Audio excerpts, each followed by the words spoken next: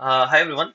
So in this lecture, I'm going to solve these questions based on the testing of hypothesis. So in previous lecture we have discussed about the in previous lecture we have discussed about the as you know type 1 error, type 2 error, power of the test,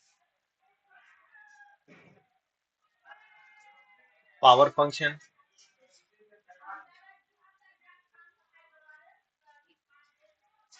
p value. ठीक है, ये मैंने आपको last lecture में कराया था and remember कि आपको ये सब पढ़ने से पहले एक तो Z test, T test, chi square test, ये तीनों टेस्ट आपको खुद से पढ़ने। जेड टेस्ट होता क्या है, टी टेस्ट होता क्या है, काई स्क्वायर टेस्ट होता क्या है, और इसका कॉन्फिडेंस इंटरवल कैसे हम लिखते हैं, ये सब आपको पता होना चाहिए। ये मैं यहाँ पे नहीं कराऊंगा क्योंकि टेस्टिंग ऑफ हाइपोथेसिस जो ये वाला पार्ट है इसमें आपको बस एरर्स पढ़ने हैं, Neyman Pearson lemma, likelihood ratio test पढ़ना है, ना कि आपको जेड टेस्ट कैसे कंस्ट्रक्ट करते हैं, टी टेस्ट कैसे कंस्ट्रक्ट करते हैं और काई स्क्वायर टेस्ट कैसे कंस्ट्रक्ट करते हैं, वो आपने सैम्पलिंग डिस्ट्रीब्यूशन में किया होगा, राइट।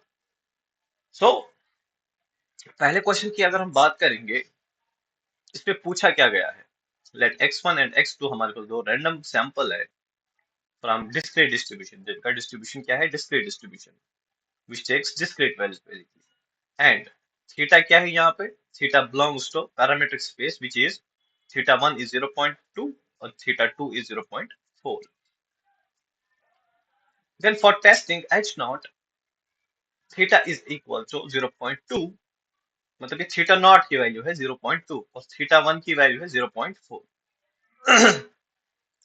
Then critical region भी हमारे पास given है, this is my critical region,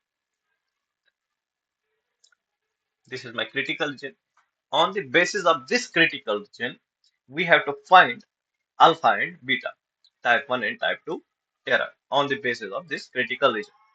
अब देखो, अगर आप पहले खुद से सॉल्व करोगे दिस क्वेश्चन, ये जो क्वेश्चन है अगर आप इसको खुद से सॉल्व करोगे तो थोड़ा डिफिकल्टी आएगी कि how to construct critical region in terms of x1 when x1 is equal to 0 and when x1 is equal to 1. so मैंने इसीलिए ये क्वेश्चन लाया है ताकि आपको ऐसे क्वेश्चंस करने में फिर मतलब इजीली सॉल्व हो जाए। सो सी, इस क्वेश्चन की बात अगर हम करेंगे, हमें क्या पूछा है, alpha and beta, alpha and beta.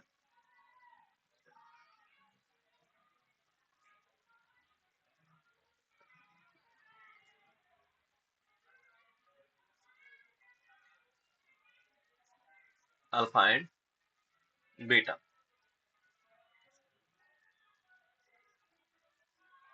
वो पूछा गया है, अल्फा और बीटा। पहले देखो, अगर हम क्रिटिकल रीजन की बात करेंगे, what is my critical reason, that is x1 plus x2 less than 1। ये क्या है, डिस्क्रीट है ना, तो मतलब यहाँ पे x1, यहाँ तो x1 0 होगा, कमा x2 is equal to 1 which is again less than, which is not less than 1, मतलब x1 प्लस x2 मतलब 0 प्लस 1 क्या होगा, 1 which is not less than or equal to पूछा गया है ना, यस लेस देन और इक्वल टू पूछा गया है, ये तो होगा, ये तो होगा ना। अगर मैं x1 को 0 ले लेता हूँ, x2 को भी 0 ले लेता हूँ, then which is again less और इक्वल टू 1, ठीक है। और अगर x1 को 1 ले लेता हूँ, x2 को 0 ले ले विच इज अगेन लेस देन और इक्वल टू 1, तो मतलब हमारा क्रिटिकल रीजन ऐसे कुछ कंस्ट्रक्ट होगा, मतलब when we are putting the values of x1 and x2, then we have the critical region like this, ठीक है।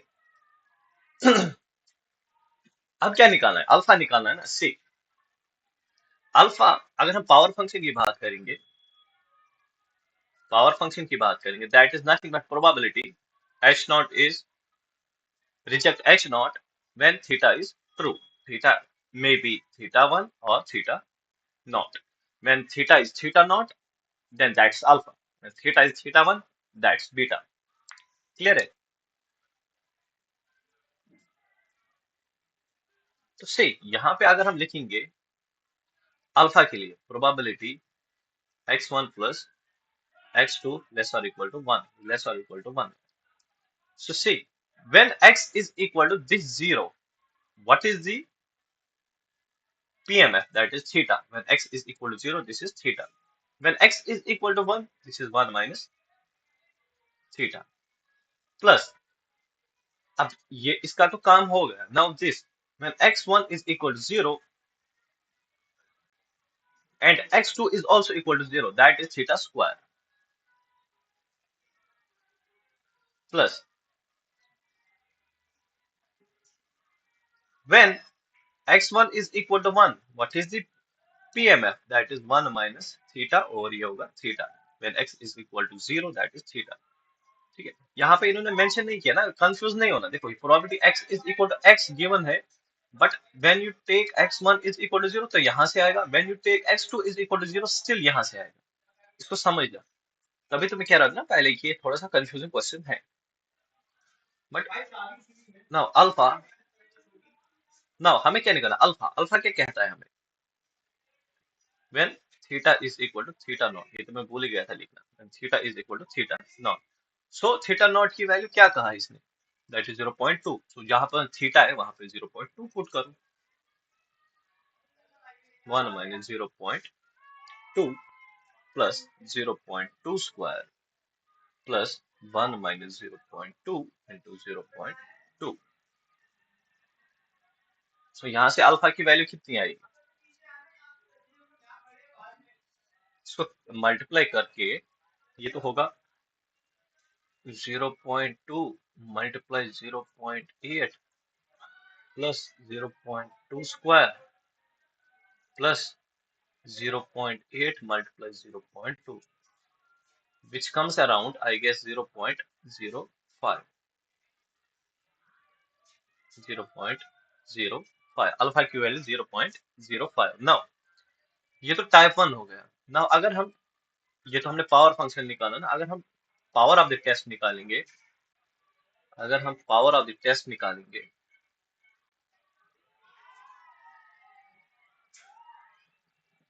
सेम मतलब 1 माइनस बीटा सेम बनेगा जो हमने यहाँ पे अल्फा के लिए बनाया है. That is theta 1 minus theta plus theta square plus 1 minus theta into theta. But यहाँ पे theta is equal to theta 1 होगा. So 1 minus beta is equal to theta 1 कितना है? 0.4. ये होगा 0.6 प्लस 0.4 स्क्वायर प्लस 0.6 0.4. अगर मैं इसको कैलकुलेट करूंगा, अगर मैं इसको कैलकुलेट करूंगा 0.4 into 0.6 that is 0.24. 1 minus beta is equal to 0.24 plus 0.4 into 0.4 that is 0.16 plus ये भी 0.24 होगा. तो 1 minus beta is equal to 0.64. So beta is equal to 0.36. मतलब यहां से मुझे क्या मिला? यहां से मुझे एक तो टाइप 2 मिला और पावर ऑफ द टेस्ट मिला. पावर ऑफ द टेस्ट मिला. तो अगर मैं ऑप्शंस की बात करूंगा, हाँ अगर मैं ऑप्शंस की बात करूंगा 0.36 बीटा. हाँ, टाइप 1 एंड पावर पूछा है ना कि बीटा पूछा है, तो मतलब सी ऑप्शन इसका करेक्ट होगा. अगर पावर ऑफ द टेस्ट की जगह बीटा पूछा गया होगा तो what is beta? Beta is 0.36. 0.36. एक बार देख लो इस क्वेश्चन को मैंने कैसे सॉल्व किया है, then we will go into the next question.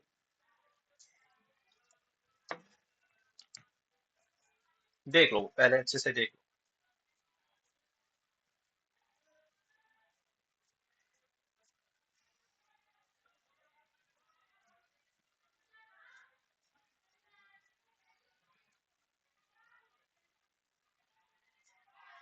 अब देखो क्वेश्चन नंबर 2 जो है, इसको अच्छे से देख लिया ना आपने? नाउ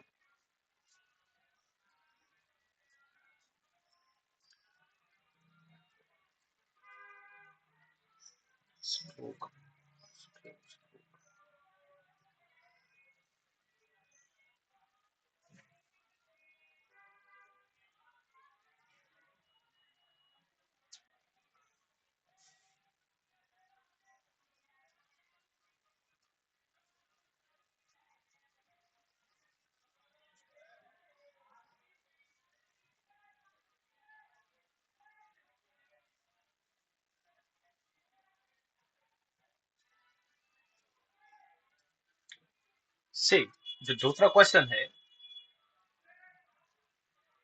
दूसरे क्वेश्चन में क्या पूछा है? हमारे पास एक रैंडम सैंपल है विच इज आईआईडी, जिसका डिस्ट्रीब्यूशन नॉर्मल थीटा गामा 1 है।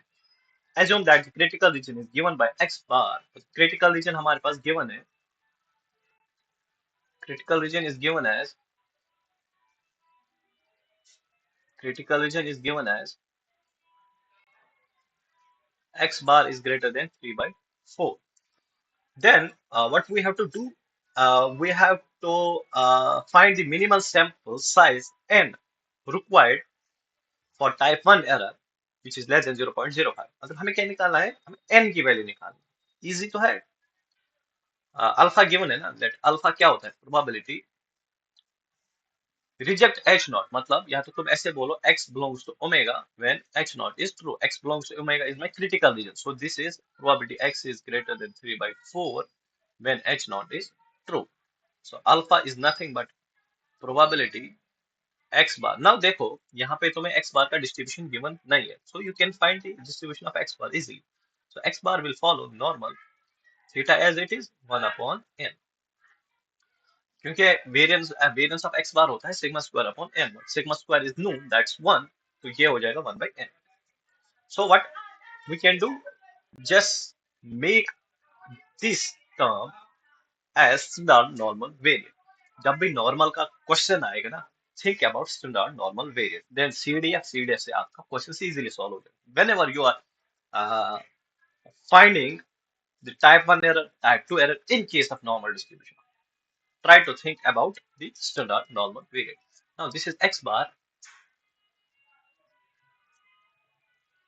minus what's mu? Mu is theta divided by 1 upon under root n, that is standard deviation of x bar, which is greater than 3 by 4 minus theta divided by 1 upon under root n. We have to calculate this n when theta is equal to theta naught.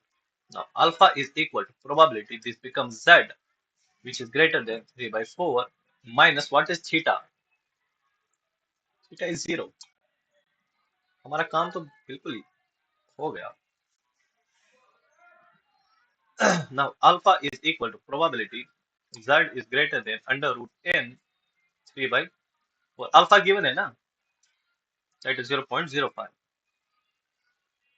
which is phi of, which is not phi of, but अगर हम इसको phi तो probability x less or equal to x होता है, या probability z less or equal to z होगा, तो यहाँ पे greater than, तो इसको हम ऐसे convert करेंगे with the help of that property of normal distribution, that's 1 minus phi of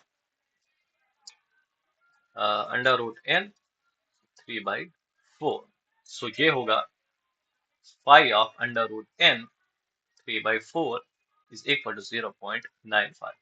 Now under root n 3 by 4 is equal to phi inverse 0.95. अब phi inverse 0.95 की वैल्यू कितनी होती है? 1.645. So this is under root n 3 by 4 1.645. Now under root n is equal to 1.645 divided by 3 multiply 4.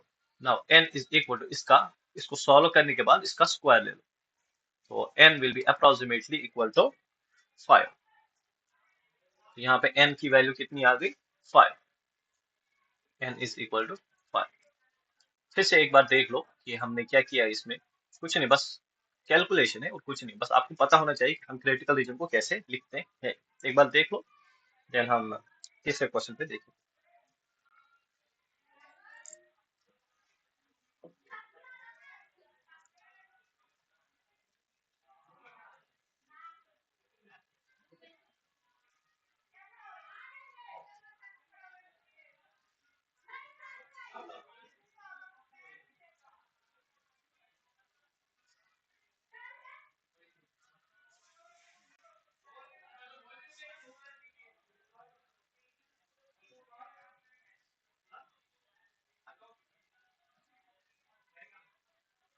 देखो ये भी तो normal का है ना, हो जाएगा ना ये वाला।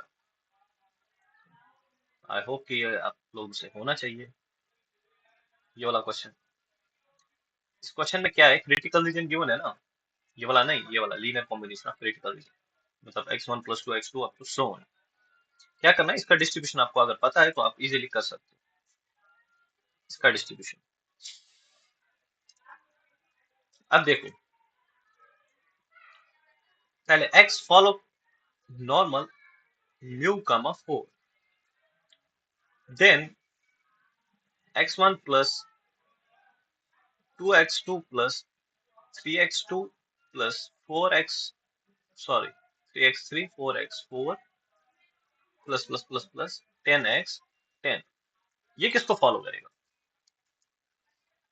ये भी नॉर्मल को फॉलो करेगा। Linear combination of normal distribution is still normal, but यहाँ पे क्या होगा, सी आईआईडी है ना, हाँ एक्स फॉलो नॉर्मल, ये आईआईडी होगा इधर, आईआईडी नॉर्मल,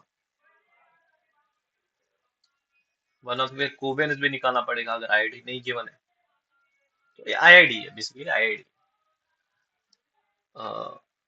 इसका मीन क्या है, म्यू, इसका भी म्यू, इसका भी म्यू, इसका भी म्यू, इसका भी म्यू, बट यहाँ पे इससे मल्टीप्लाई वन है, ये होगा 1 mu + 2 mu + 3 mu + 4 mu up to 10 mu. Total कितने म्यू होंगे, 10 55 mu,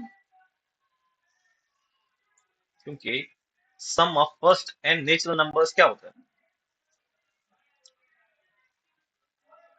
some of first n natural numbers होता है क्या,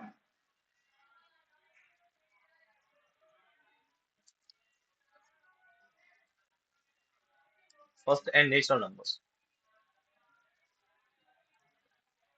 10 n + 1 divided by 2, so 10 11 divided by 2 that is 1 10 divided by 2 that is 55, ये तो होता है n + 1 divided by 2, so ये होगा 55 म्यू कमा, अब वेरिएंस देखो, variance of x1 variance of x1 is 4, ये होगा 2 square variance of x2 is 4, तो कितना वेरिएंसेस होगा ये आप निकालो, मैंने कैलकुलेट करके रखा हूँ,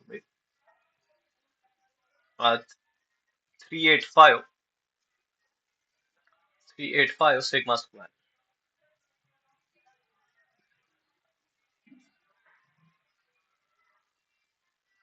क्योंकि इसका भी सिग्मा स्क्वायर है, इसका भी सिग्मा स्क्वायर, इसका भी सिग्मा स्क्वायर। अब क्या करो, देखो क्या करना है, ये होगा 1 square + 2 square + 3 square + 4 square + 5 square, ऐसे भी कर सकते हो आप, 10 स्क्वायर सिग्मा स्क्वायर। ये क्या होता है, n + 1 2n + 1 divided by 6, n + 1 2n + 1 divided by 6, तो यही होता है, this is 10 11 21 divided by 6, 3 1s are 3 7s are 5 7s are 35 into 11,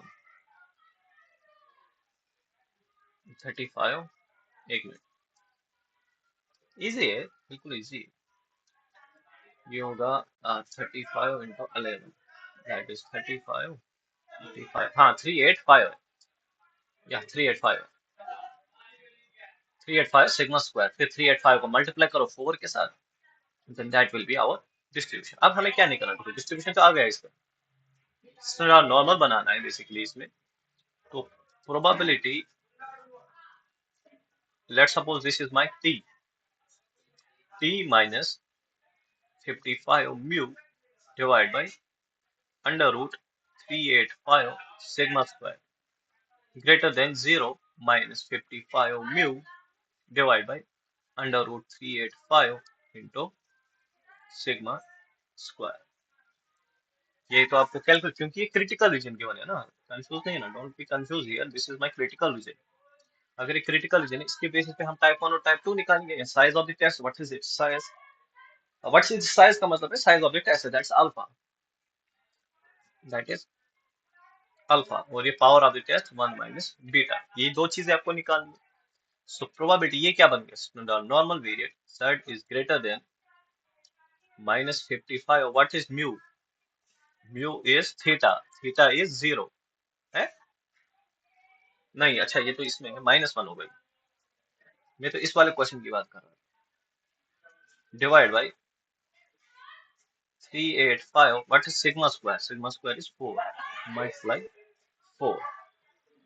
सो इसको हम ऐसे लिख सकते हैं 1 minus, this is alpha, 1 minus 5 of 55 divide by under root 385 multiply 4।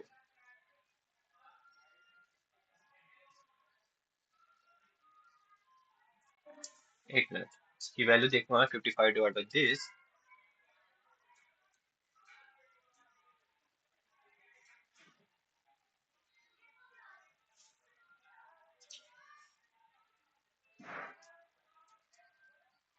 What's its size alpha, इसकी वैल्यू कितनी है 55 डिवाइड बाई, एक मिनट, 55 डिवाइड बाई, अच्छा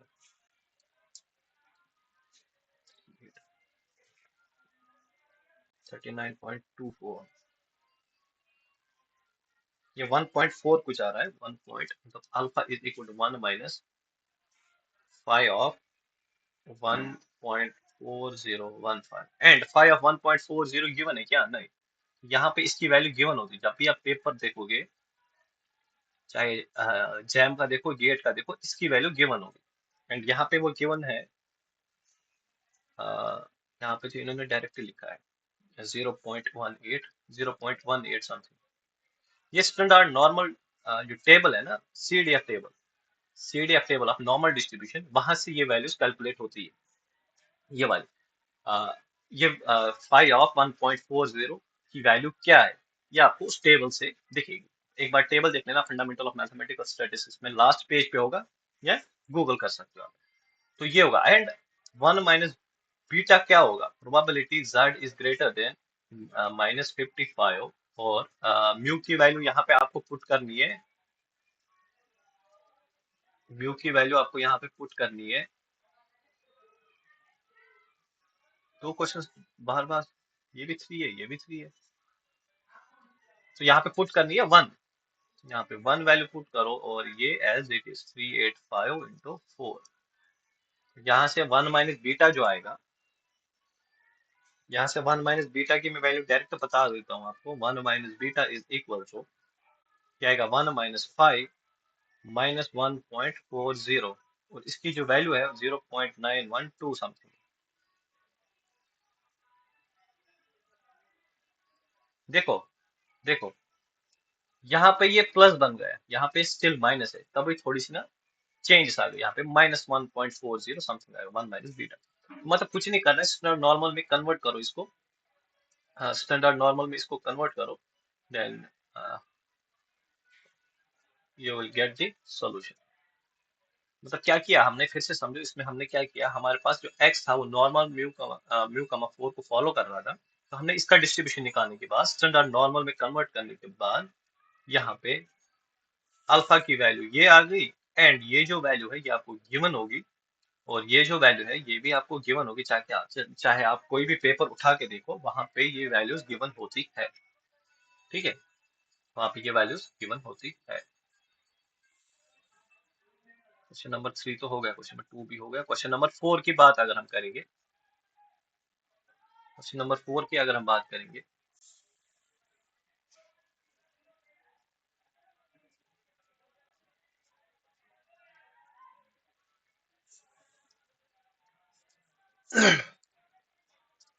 क्वेश्चन नंबर 4 की अगर हम बात करेंगे, सी, इस क्वेश्चन में क्या पूछा है, इस क्वेश्चन में पूछा है कि आपको अल्फा और 2 बीटा निकालना है, और जो रैंडम सैंपल है, सिंगल ऑब्जर्वेशन है, मतलब n की वैल्यू 1 है, तो ये exponential distribution with 1 by lambda को फॉलो करते हैं, वह lambda is equal to this. मतलब इसका पीडीएफ क्या होगा, lambda e raise power minus lambda x, इसका पीडीएफ होगा ये lambda is greater than 0, x is greater than 0। Critical region क्यों है ना, हाँ, x is greater then a। तो मतलब अगर हम अल्फा की बात करेंगे, that's probability x is greater और इक्वल टू 8। यहाँ पे आपको स्टैंडर्ड नॉर्मल नहीं बनाना है क्योंकि ये एक्सपोनेंशियल डिस्ट्रीब्यूशन है, तो यहाँ पे डायरेक्टली आपको इंटीग्रल सॉल्व करना है। That's a to infinity lambda e raised power minus lambda x when lambda is equal to lambda naught, that is 6, when lambda is equal to 6, तो ये अल्फा की वैल्यू होगी। एंड 1 माइनस बीटा की value क्या होगी, a to infinity lambda e minus lambda x, and when lambda is equal to lambda 1, that is 4। तो ये दोनों चीजें आपको सॉल्व करनी है। तो ये होगा alpha is equal to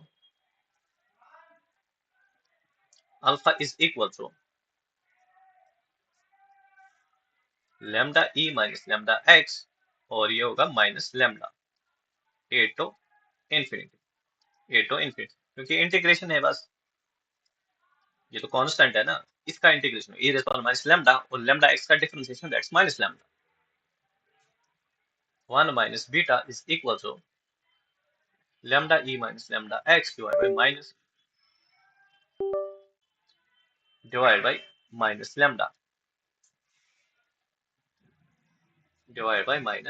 lambda और यहां से a to infinity, ये lambda cancel out, so alpha will be nothing but e raised power minus infinity, that is 0। e raised power minus infinity is 0, क्योंकि ये क्या होगा 1 upon e minus lambda x infinity, so 1 divided by infinity is 0, so ये होगा 0 minus minus plus e raise power minus lambda की जगह 6 into 8 और beta की जगह 1 माइनस बीटा इज नथिंग, मैं डायरेक्टली लिख रहा हूं इसको e raise power minus 4 into 8, 4 8 are 32, तो 1 minus beta is this, alpha is equal to e raise power minus 48। So यहां से ये तो अल्फा की वैल्यू आ गई ना, beta is equal to 1 minus e raise power minus 32। Clear है? तो हमें क्या पूछा है कि alpha plus 2 beta, alpha plus 2 beta is nothing but e raised 1 minus 48 plus 2 1 minus e minus 3 2, यही है। तो इसको अगर आप सॉल्व करोगे तो ये होगा e raised power minus 48 plus 2 minus e raised power minus 2 e raised power minus 32, this is the solution of this question। तो ये क्वेश्चन देखो कितना इंपॉर्टेंट क्वेश्चन है और इजी क्वेश्चन है, ये वाला दोनों लेके चलते हैं।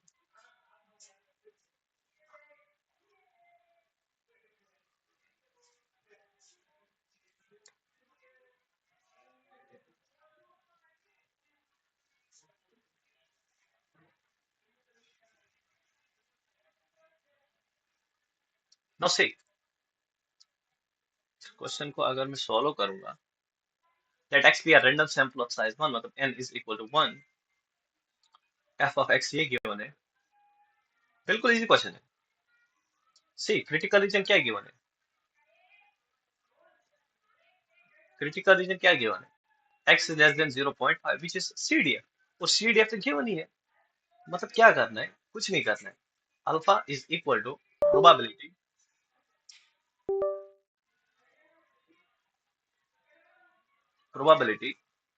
x is less than 0.5, और ये क्या है, this is f of xx, और f of xx तो गिवन है 1 minus x raise power theta, और जब अल्फा की बात करते हैं, when we are talking about the alpha, then you have to take theta 1 as h naught is equal to theta naught is equal to 1, so that is h naught is equal to theta naught is equal to 1, so ये होगा 1 minus और x की जगह 1/2, इसकी power पे 1, so मतलब alpha is equal to 1/2। खत्म, इतना ही करना था। और क्या पूछा है? बीटा, तो 1 माइनस बीटा निकालेंगे। देखो अगर बीटा निकालना है ना, तो ये क्रिटिकल रीजन क्या होगा, बस ये ग्रेटर देन 0.5 होगा in case of beta. In case of beta, तो बीटा क्या कहता है? Accept H not when H1 is true. तो मतलब आपको ये रीजन लेना है और H1 थीटा की जगह H1 पुट करना है। सो अगर हम 1 माइनस बीटा निकालेंगे, तो ये तो सेम वही आएगा, but 1 minus, wait a minute,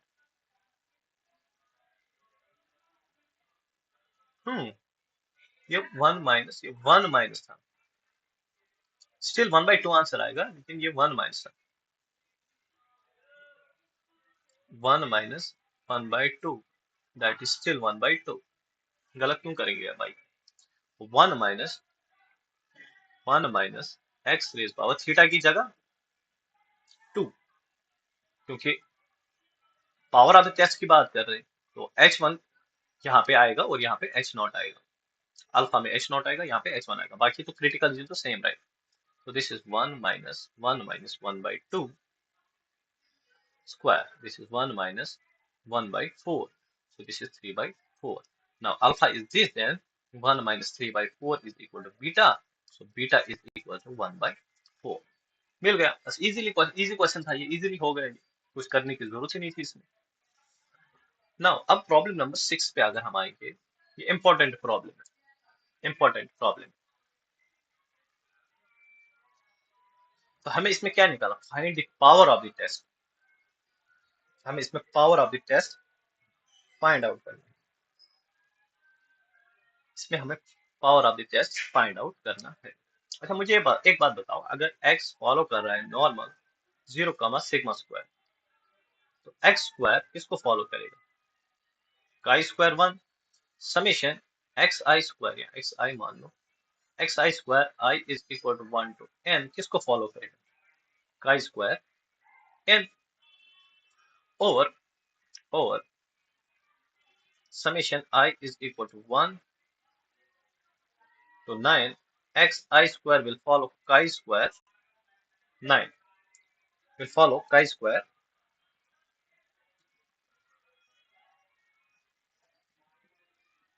9,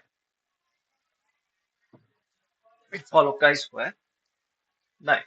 तो मतलब ये जो क्रिटिकल रीजन है, ये इस वक्त स्टैंडर्ड नॉर्मल वेरिएट में कन्वर्ट नहीं होगा। ये किस में कन्वर्ट होगा? काई स्क्वायर में। तभी मैं कह रहा था chi square T test Z test पढ़ के आओ। हाँ एक क्वेश्चन था लास्ट लेक्चर में, क्वेश्चन नंबर 4, वो अभी करना बाकी है। वो अभी करना बाकी है, वो भी हम करेंगे, वो टी टेस्ट पे बेस्ड। तो ये तो काई स्क्वायर वाला है, इसमें हमें क्या निकालना है? Find power of the test, मतलब 1 माइनस बीटा निकालना है ना। सो वो क्या होगा? Probability x belongs to omega when h1 is true। सो मतलब probability summation I is equal to 1 to 9 x I square is less than c। अच्छा ये निकालना है हमको।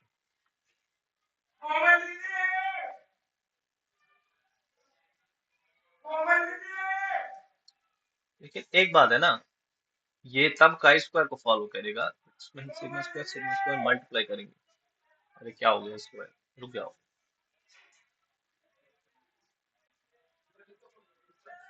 सही, पहले तो हमें ये पता ही नहीं है ना। अच्छा काई स्क्वायर 9 को ही फॉलो करेगा।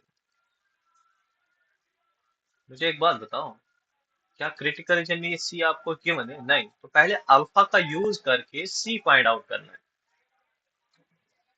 मतलब हम ऐसे लिखेंगे, probability summation x i square is less then see when H not is 2, और इसकी वैल्यू कितनी है? 0.1।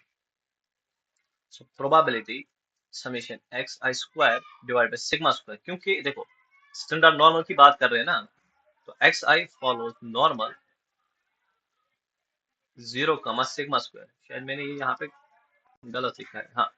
So xi minus 0 upon under root sigma square will follow normal 0, 1 के बाद chi square बन जाता है। तो ये होगा xi² divide by sigma square, this will follow chi square 1, और summation xi² sigma square will follow chi square n, i is equal to 1 to n।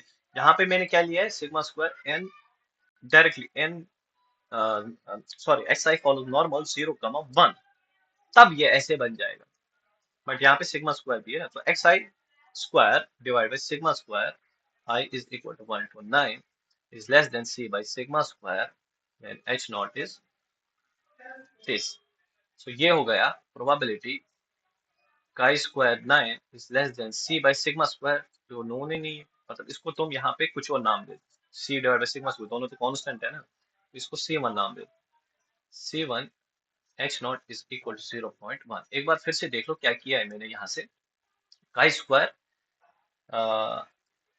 chi square 9 है ना, chi square 9 is less than sigma square given है क्या, एक minute, sigma square तो given है, यहाँ पे c बाई टू आएगा। सो अब देखना है तुम्हें काई स्क्वायर टेबल से कि 0.1 काई स्क्वायर किस वैल्यू पे आती है, c/2 की वैल्यू क्या होगी, यहाँ पे c/2 की वैल्यू यहाँ पे क्या होगी। सो c/2 इज इक्वल टू, मैं डायरेक्टली लिख रहा हूँ 4.17, तो यहाँ से c आएगा 0.34। ये जो है ना c/2 की वैल्यू है यहाँ पे, मतलब यहाँ पे 4.17 होगा, तब काई स्क्वायर 9 की वैल्यू 0.1 होगी, मतलब chi square at 9 degrees of freedom 0.1 है। बट जब हम CDF की बात करेंगे, chi square is less than something is 0.1, alpha की बात हम अगर हम करेंगे, दैट इज अल्फा की वैल्यू 0.1 है, तो when chi square 9 is less than 4.17, then it's equal to 0.1। ठीक है, ठीक है, मतलब c की वैल्यू आ गई। नाउ हमें क्या निकालना है, 1 minus beta, that's probability chi square 9 is less than 0.34। अब ये तो इजीली हो जाएगा, chi square 9 is less than 0.34। Wait a minute, wait a minute, wait a minute, इसको मैं अगर ऐसे लिखूंगा, chi square is less than c when h1 is true, ये होगा summation xi square, sorry summation xi square, I is equal to 1 to 9, यही है। So this is probability chi square 9 is less than c कितना है 0.34, और ये तो 1 minus beta है ना, तो h1 इज ट्रू, तो सिग्मा स्क्वायर क्या आएगा यहाँ से, यहाँ से सिग्मा स्क्वायर क्या आएगा, सिग्मा स्क्वायर 1 आएगा, h1 sigma square is equal to 1। Wait a minute, sigma square is equal to 2, sigma square is equal to 1, क्या sigma square is equal to 1, probability, so 1 minus beta, so 1 minus beta is equal to probability chi square 9 is less than 0.34, chi square 0.34, तो ये आएगा, तो इसकी value जो है, इसमें alpha और बीटा सेम आ रहा है क्या, नहीं, chi square 9 0.34 equal to 0.1, chi square 9 0.34, इसकी वैल्यू इन्होंने दी है 1/2, so beta is 1/2, power is 1/2, power और बीटा सेम दे रहा है इसमें। एक बार देख लेना कि chi स्क्वायर 9 0.3, वैसे तो 0.34 पे 0.1 है, बट इन्होंने 0. एक मिनट,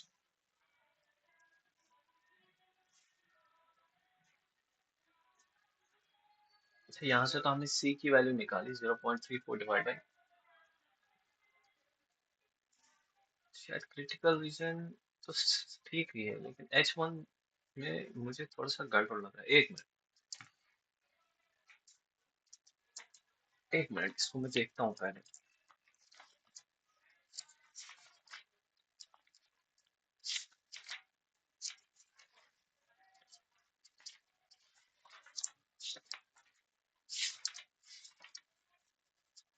एक मिनट इसमें देखता हूँ पहले कि इसमें जो H1 है क्या वो 1 है।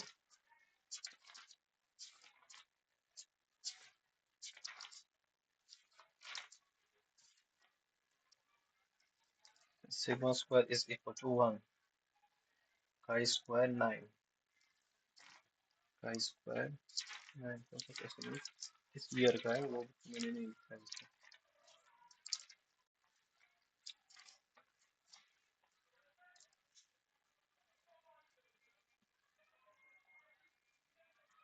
अच्छा, देखो गड़बड़ कहाँ पे हो गया, देखो गड़बड़ कहाँ पे हो गया। जब C/2 ये है तो C 8.34 है ना, 0.34 नहीं आएगा, 8.34 आएगा।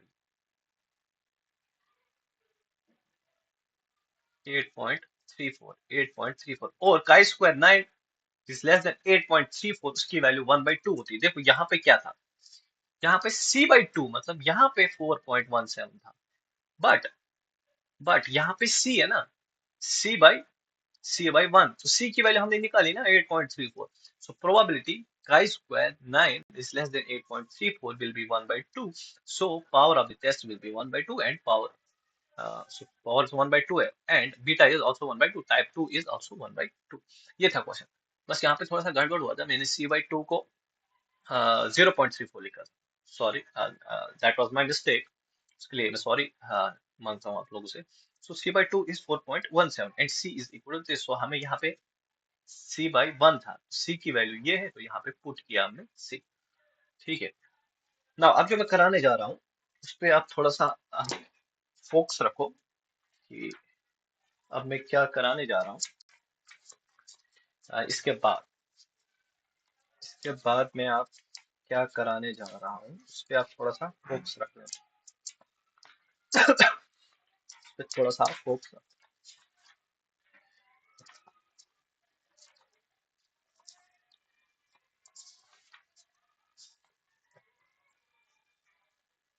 पहले मैं इस चीज को लिख लेता हूँ अच्छे से, फिर मैं समझाता हूँ आप लोगों को ये होता क्या है।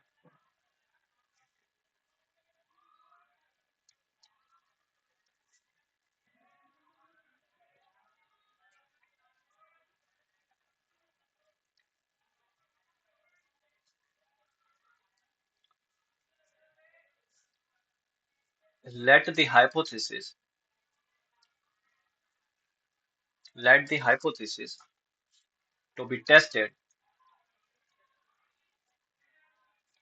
be h naught is equal to theta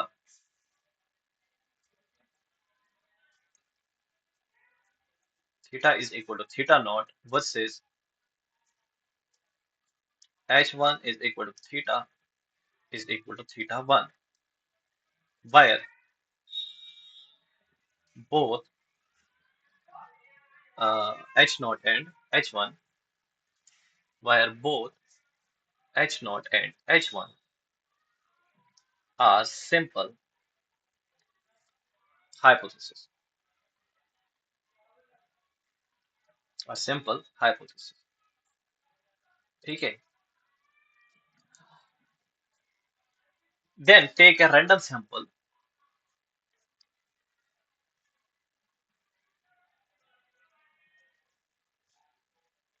and take a random sample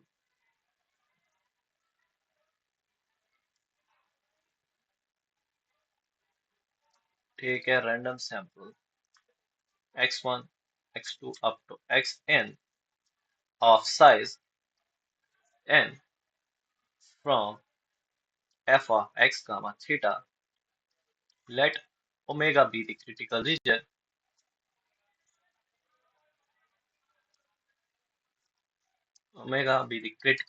of size alpha, and this omega is called most powerful critical region, मतलब most powerful critical region MPCR of size alpha if power corresponding तो critical reason omega is greater than power corresponding to arbitrary critical region omega star of size alpha. सी होता क्या है यहाँ पे कि most powerful test हम तब construct करते हैं when we are having the simple versus simple hypothesis. Simple versus simple तो आपको पता है सिंपल क्या होता है, which specifies the population parameter completely. Theta is equal to theta naught. देखो ये भी सिंपल है, ये भी सिंपल है. क्लियर, दोनों सिंपल है. नाउ अब मोस्ट पावरफुल टेस्ट में हम एक ऐसा क्रिटिकल रीजन कंस्ट्रक्ट करते हैं जिसका पावर सबसे मैक्सिमम होगा. पावर कब मैक्सिमम होगा, जब बीटा मिनिमम होगा एंड अल्फा फिक्स होगा. तभी ना हम अल्फा को तभी हम फिक्स करते हैं और बीटा को मिनिमाइज करते हैं. इसीलिए करते हैं ताकि हमारा पावर ज्यादा से ज्यादा हो एंड मोस्ट पावरफुल टेस्ट में मोस्ट पावरफुल क्रिटिकल रीजन हम कंस्ट्रक्ट कर सकें. That is the intuition behind this power and beta. Why we are minimizing the beta? Now just connecting the dots, why we are minimizing the beta, and eventually power will get maximized. So take a random sample. हमने एक random sample ले लिया किसी भी population से जिसका PDF ये है. तो हमने इसका एक क्रिटिकल रीजन मान लिया that is omega, critical reason omega of size alpha, जिसका साइज अल्फा है. ठीक है. देन इस ओमेगा को मैं मोस्ट पावरफुल क्रिटिकल रीजन तब कहूंगा when it has the power maximum. इसका पावर क्या होगा, मैक्सिमम होगा with respect to other critical regions which are arbitrary critical region. मतलब हमने एक दो, देखो एक सैंपल साइज के पास more than one critical regions होंगे. अब उनमें सबसे ज्यादा पावर जिसके पास होगा ना वो होगा most powerful critical reason. Simple. तो मतलब अगर मैं ऐसे लिखूंगा that is first point probability x belongs to omega when x naught is true that is alpha. So इसका भी क्या होगा, x belongs to when h naught is true. दोनों का अल्फा है. मतलब दोनों मैंने तो एक तो आर्बिट्री, ये तो आर्बिट्री वाला क्रिटिकल रीजन है, ये क्रिटिकल रीजन जो मेरा जिसका पावर मैक्सिमम है. दोनों का साइज अल्फा है. ठीक है, दोनों का साइज हमने लिख लिया. देन ये क्या था कि probability x belongs to omega, but यहां पे ये ग्रेटर देन होगा इससे, ये ग्रेटर देन होगा, ये h1 हो गया, ये ग्रेटर देन होगा इससे. किससे, जो हमने ये क्रिटिकल रीजन ले लिया इसका पावर मैक्सिमम होगा इससे. ठीक है, दो चीजें. और ये जो है ना मोस्ट पावरफुल क्रिटिकल रीजन जो है मोस्ट पावरफुल टेस्ट, बेसिकली इसके बाद हम पढ़ेंगे NP lemma. That's Neyman Pearson lemma. Neyman Pearson lemma is based on most powerful critical test which gives us most powerful critical region. NP lemma gives us the most powerful critical region. ठीक है, मतलब हमने MPCR देख लिया कि जिसका power वो critical reason जिसका पावर मैक्सिमम होगा. और जब हम एनपी लेमा पढ़ेंगे वहां पे हम यही निकालेंगे most powerful critical region. NP lemma में हम मोस्ट पावरफुल क्रिटिकल रीजन ही कंस्ट्रक्ट करते हैं. Basically we are finding the most powerful critical region in NP lemma with the help of NP lemma, with the help of NP lemma. ये हो गया most powerful. Now इसके साथ साथ आप लोगों ने पढ़ा होगा यूनिफॉर्मली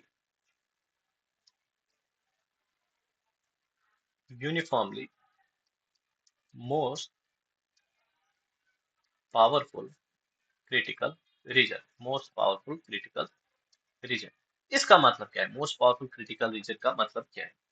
हमने अभी जो देखा मोस्ट पावरफुल क्रिटिकल रीजन उसमें हमने क्या लिया था, सिंपल वर्सेस सिंपल. बट यहाँ पे हम क्या करेंगे, यहाँ पे हम लेंगे simple versus composite. Remember, simple versus composite hypothesis. मतलब अगर तुम्हारे पास h naught is equal to theta naught है versus H1 is equal to theta is not equal to theta naught, या less than theta naught, या greater than theta naught. Why we are saying composite? Because it doesn't specify population parameter completely. तो ये तो मैं बताता ही नहीं है कि थीटा वन की वैल्यू क्या होगी, greater than theta naught, greater than theta one, या समथिंग एल्स, जो भी हो. Then omega is uniformly most powerful critical region of size alpha if first point probability x belongs to omega h naught, दोनों का क्या है size,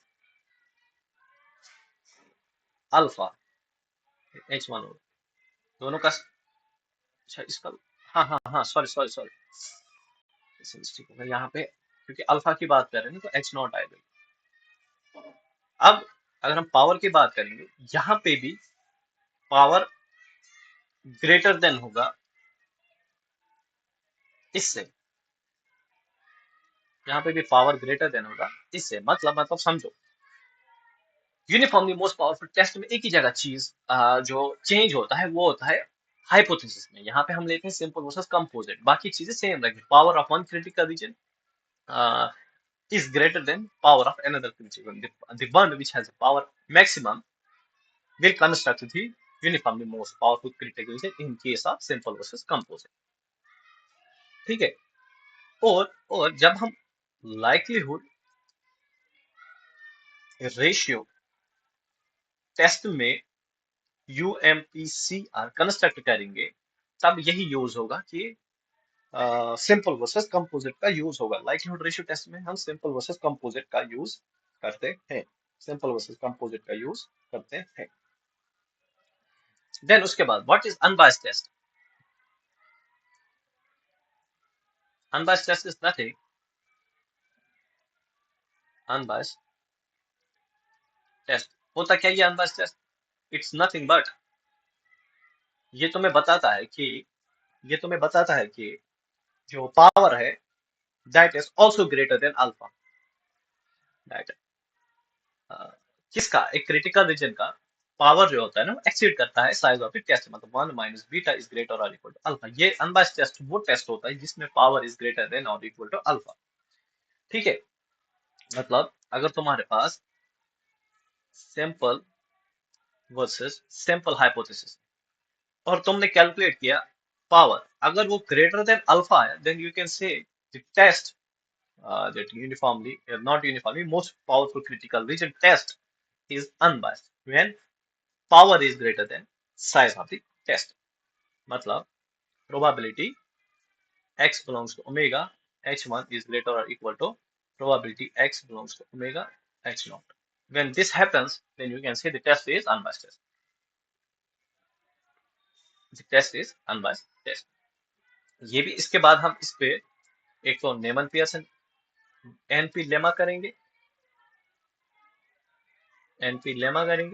then उसके बाद हम एनपी लेमा की थ्योरम्स जो भी है वो हम देखेंगे. देन उसके बाद हम करेंगे इसके क्वेश्चंस पे कुछ.